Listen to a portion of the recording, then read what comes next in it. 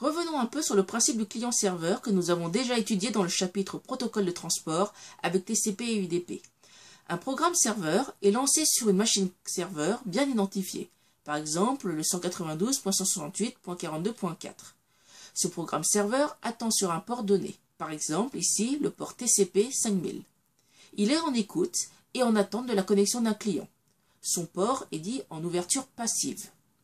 Lorsqu'un client quelconque de l'Internet décide de se connecter au serveur, il précise explicitement sur quel serveur et sur quel port il veut se connecter et entame une demande d'ouverture de connexion. Vous vous rappelez le signe d'établissement de connexion de TCP. Le client effectue une ouverture active vers le serveur 192.168.42.4 sur le port TCP 5000. Et si le numéro de port du serveur est fixé, puisque c'est ce numéro de port qui permet au client de contacter le service, le port de connexion du côté client est en général arbitrairement choisi par le système parmi les ports disponibles sur la machine cliente.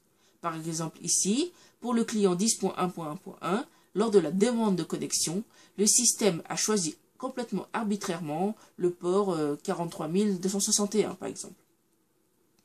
Alors en termes de programmation, qu'est-ce que ça veut dire ? Du côté du programme serveur, on a une socket associée à une structure SOC-ADDR-IN comportant l'adresse IP 192.168.42.4 sur le port TCP 5000. Du côté du programme client, on a une socket associée à une structure SOC-ADDR-IN comportant une adresse IP du client sur un port TCP arbitraire, par exemple le 43261. Après avoir créé les sockets et associé à la structure SOC-ADDR-IN comprenant l'adresse IP et le port, le serveur a dû déclarer la socket comme étant une socket d'écoute grâce à une fonction appelée listen.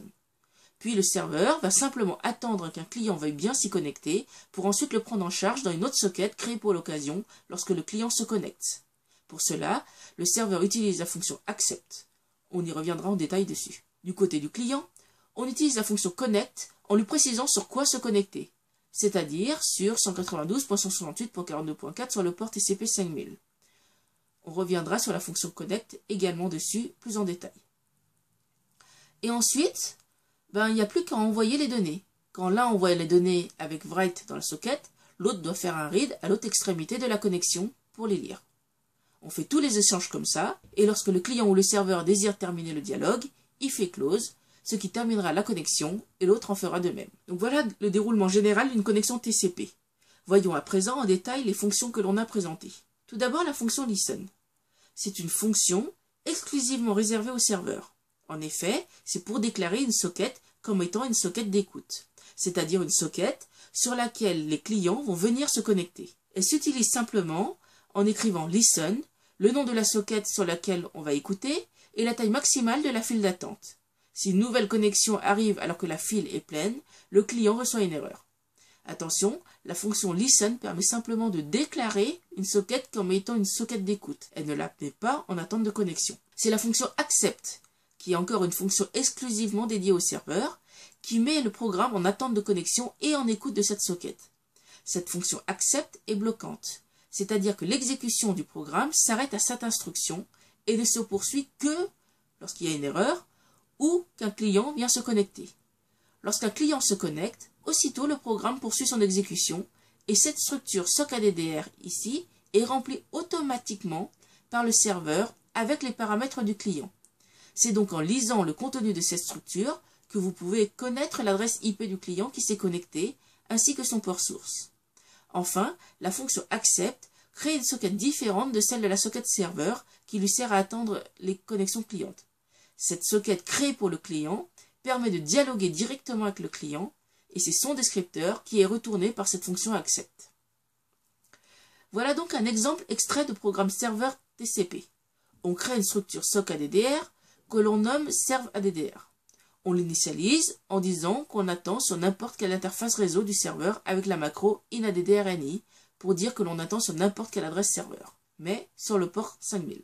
On crée ensuite une socket qu'on appelle par exemple SEcoute, qu'on lie à cette structure avec bind. Voilà donc un exemple d'extrait de programme. On déclare ensuite cette socket comme étant une socket d'écoute et on la met effectivement en attente de connexion avec cette fonction connect. Le programme restera bloqué sur cette fonction connect jusqu'à ce qu'un client se connecte à la socket d'écoute. Et là seulement, le programme continuera. En ayant créé une autre socket nommée sdial qui servira de socket de dialogue avec le client. Et cette variable CLI ADDR de structure SOC ADDR sera rempli avec l'adresse IP du client et le numéro de port source du client. Information que je peux afficher ici en ayant pris soin d'utiliser la fonction inetEntoa pour convertir la structure comportant l'adresse IP en chaîne de caractères affichable 10.1.1.1 et la fonction N2HS pour convertir le numéro de port qui était au format NBO. Ensuite, je ferai des dialogues. Du côté client, il y a la fonction connect exclusivement utilisée par le client. Cette fonction connect prend en argument la socket client d'où partira la connexion et une socket ADDR dans lequel on y mettra l'adresse IP et le numéro de port du serveur que l'on veut atteindre et la taille de cette structure. Voilà donc un exemple d'extrait de programme client TCP. On crée une structure mon ADDR pour la partie cliente comme point de communication qu'on attache à la socket. On laisse le système se débrouiller pour remplir l'adresse IP du client et le numéro de port en mettant 0 pour le numéro de port et inaddr-ini pour l'adresse IP. On utilise ensuite une structure SOC ADDR que l'on nomme serve ADDR et dans lequel on indique l'adresse IP et le port du serveur que l'on cherche à atteindre. Et c'est cette structure qu'on indique à connect en plus de la socket par laquelle il doit passer. Une fois la connexion avec le serveur établie, on peut ensuite dialoguer via cette socket. Voilà, c'est tout. Alors on peut même simplifier ce programme, quitte à laisser le système mettre tout seul l'adresse IP du client et choisir tout seul le numéro de port à utiliser. Et en général, à moins de vouloir absolument les choisir nous-mêmes, on n'écrira même pas cette partie du programme. Le programme se chargeant d'initialiser lui-même cette structure SOC ADDR côté client et de faire le bind au moment du connect. Donc voilà, si on résume, sur le programme serveur, on crée la socket, on le lie avec bind à l'adresse et le port du serveur, on place la socket en écoute avec listen et on attend la connexion cliente avec accept.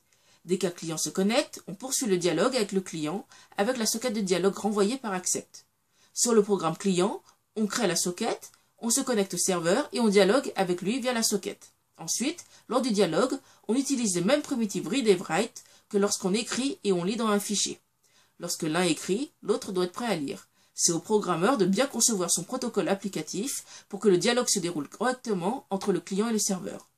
Une fois le dialogue terminé, on utilise la primitive close permettant de fermer le descripteur de socket. Petit rappel de la fonction write qui prend en argument un descripteur, donc dans notre cas la socket, la chaîne de caractères envoyée et sa taille. Et la fonction read qui prend en argument un descripteur, donc dans notre cas la socket toujours, et qui, lorsqu'elle recevra quelque chose, placera la chaîne de caractères reçue et la taille dans ses paramètres servant à stocker ce qui sera reçu. Enfin, voilà la fonction close, prenant en argument le descripteur, qui est dans notre cas un descripteur de socket à fermer. Voilà, prenons l'exemple client TCP simple.c et serveur TCP simple.c qui se trouvent dans les ressources mises à votre disposition. Voyez ici sur le serveur, je mets le port d'écoute à 5000 et sur ce programme client, je mets l'adresse IP du serveur ainsi que le numéro de port du serveur, c'est-à-dire 5000.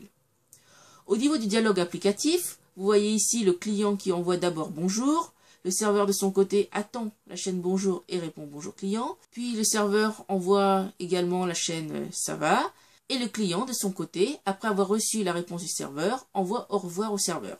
De son côté, on a programmé le serveur pour dire bye dès qu'il a reçu quelque chose du client et ensuite fermer la connexion.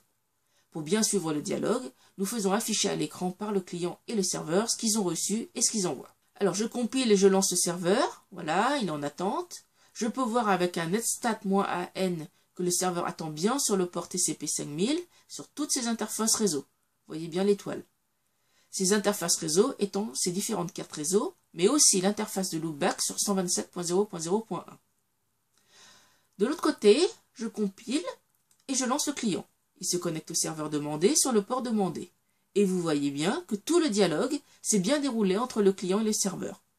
Pour faciliter votre développement, vous pouvez lancer le client et le serveur sur la même machine, mais ces programmes sont évidemment conçus pour tourner sur deux machines distinctes, qui peuvent être très éloignées sur l'Internet.